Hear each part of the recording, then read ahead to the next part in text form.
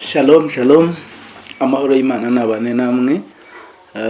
Njyewe bari imbere nitwa Jean Baptiste Habimana, ndi umwigisha w'ijambo ry'Imana. Tugiye kujya tubana mu kiganiro ubwiru bwahishuwe kizajya kinyura kuri iyi channel Urusengero TV buri munsi. Mbere yuko dutangira ndifuza kubasaba ibintu bitatu, kandi ndabizi neza ko bitari bubagore.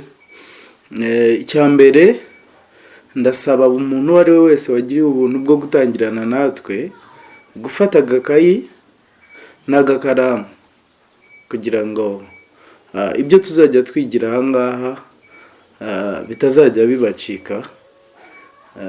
Ikindi gifitanye isano n'icyo nuko nifuza ko nyuma y'izi nyigisho tugiye gutangira tuzakora igisa n'isuzuma ku buryo tuzisanisha cyangwa se tuzagereranya uko twari tumeze mbere yuko tuzitangira n'uko tumeze nyuma yuko zirangira, noneho bikadufasha kumenya niba koko izi nyigisho zirimo ziratanga umusaruro. Icya kabiri muri ibyo nifuza kubasaba ni ugukora subscribe ndetse no gukanda kuri kariya kazogera kugira ngo icyigisho tuzajya dushyiraho muzajye muhita mukibona bitagoranye. Icya nyuma ni ukuba abafatanyabikorwa, guparticipa mu kiganiro. Ntabwo nifuza kubabwira gusa ngo mbarundemo ibintu, ahubwo ndifuza no kumenya uko mwabyakiriye. Niba hari ikibazo ugize ku nyigisho cyangwa se ku ngingo imwe iri mu nyigisho, ntukatinye kutubaza. Dufite comment, shiraho comment uvuga uti ibi ngibi biranyuze, ibi ngibi ntabwo nyuzwe, utubaze tugusubize. Ndabizi neza ko tutazigera tugusiga hagati muri confusion. Ndifuza ko dukorana, nkigisha mukanyigisha, twese tukungukirwa. Niko ubundi ijambo ry'Imana ryakabaye rigenda. Uyu munsi rero ngiye gusa nkaho nkora introduction.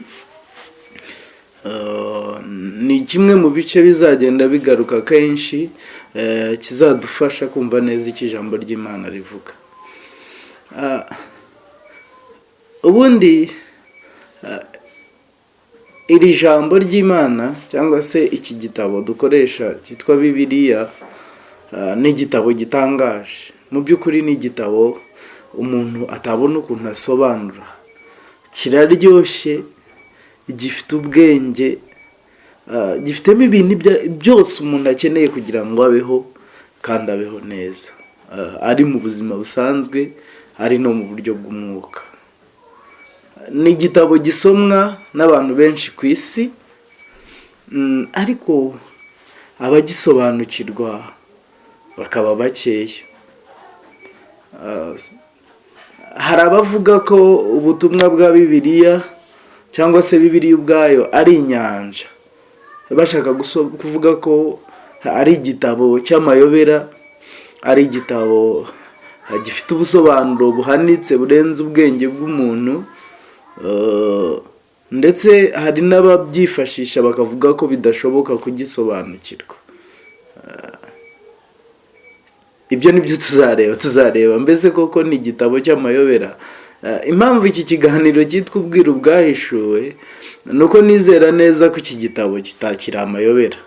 Cyahoze ari amayobera mu bihe byatambutse, ariko aho Imana ubwayo ishyiriye ahagaragara ubutumwa buyirimo, ibyari amayobera cyangwa se ibyari ubwiru byahindutse ibintu byoroshye kumenya. Ikindi, kubera ko Imana yari ibizi ko bigoye kucyumva no kugisobanukirwa, niyo mpamvu yatanze umwuka wayo kugira ngo adufashe kukimenya. Rero hamwe n'umwuka wera ndabizi neza ko tuzasobanukirwa. Mpereye kuri iki gitabo kubera ko aricyo tuzifashisha mu nyigisho zacu. Ntabwo ari igitabo gusa, ahubwo njyewe nkita inzu y'ibitabo, ni library.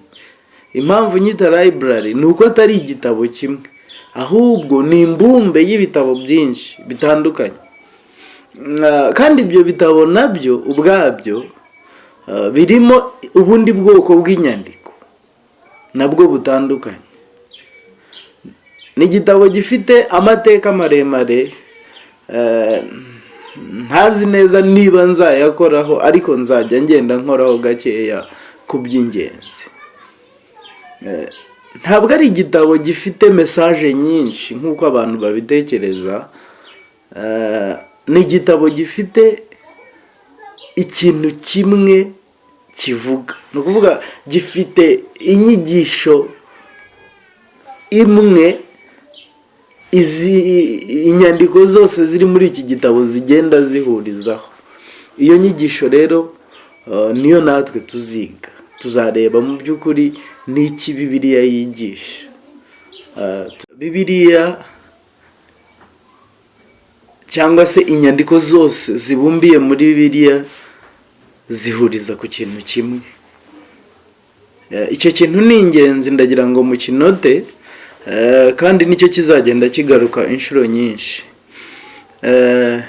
Bibiliya yigisha umugambi Imana ifitiye isi n'abantu. Ndabisubiramo, Bibiliya yigisha gusa umugambi Imana ifitiye isi n'abantu. Uwo mugambi ufite milestone, ufite intambwe, ufite ibice biwugize, ari byo nabyo tuzareba mu buryo burambuye. Mbere rero yuko tugera aho hantu hasa nkaho ari hagari, ndifuza ko dutangirira ku cy'ibanze cy'ingenzi, icyateye Imana kurema isi n'abantu n'ibindi bintu, ndetse n'icyayiteye kutwoherereza iri jambo ryayo kugira ngo turyumve. Ubundi ku bantu bamenyereye amaproje, umugambi w'Imana ifitiye isi n'abantu n'ibintu ni proje ngari yatangiriye mu ijuru. Wakwibaza uti yatangiye ite? Imana iri mu ijuru yagize igitekerezo cyo kwagura ubwami bwayo. Haleluya. Yagize intego cyangwa yihaye intego yo kwagura ubwami bwayo, ntibube gusa mu ijuru, ahubwo bumanuke uze no ku isi. Irangije imaze kunoza uwo mugambi, iwushyira mu bikorwa. Amen. Reka ngaruke gato kuri uwo mugambi. Imana yifuje kuba umwami w'ijuru n'isi, igategeka iri mu ijuru, igategeka ijuru n'isi. Ibikorerwa mu ijuru akaba ari nabyo bikorerwa mu isi. Icyo ndagira ngo mucyumve kandi mukibike. Imana yifuje gutegeka ijuru n'isi, cyangwa se reka nkoresha imvugo tumenyereye twese, copy paste y'ibiri mu ijuru ikabimanura akaba ari nabyo biba mu isi. Niko tujya dusenga tuvuga ngo ibiri mu isi bibe mu isi nk'uko biba mu ijuru. Ibyo ushaka bibe mu isi nk'uko biba mu ijuru. Icyo nicyo cyari icyifuzo cy'Imana mu mugambi wayo. Ariko kugira ngo tubyumve neza nuko tumenya karakterisitike y'ijuru, twarangiza tukayigereranya na karakterisitike z'isi, noneho tukamenya ngo niki cyabaye kugira ngo ijuru rimanuke rize mu isi.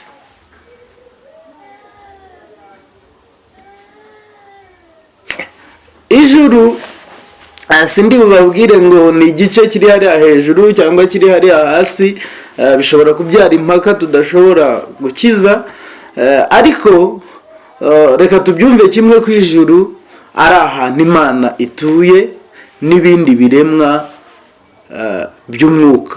Ni ukuvuga ibiri mu ijuru byose biri mu buryo bw'umwuka.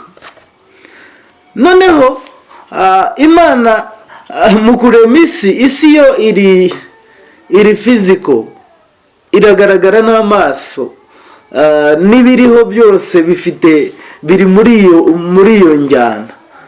Noneho kugira ngo ijuru ry'umwuka rimanuke ryisanishe cyangwa se ibiri mu ijuru ry'umwuka ari byo bibera mu isi iri physical igaragara n'amaso, niyo mpamvu byasabaga Imana gukora ibintu bisa nkaho biri strategique, biri ku murongo kandi ibintu bisobanutse.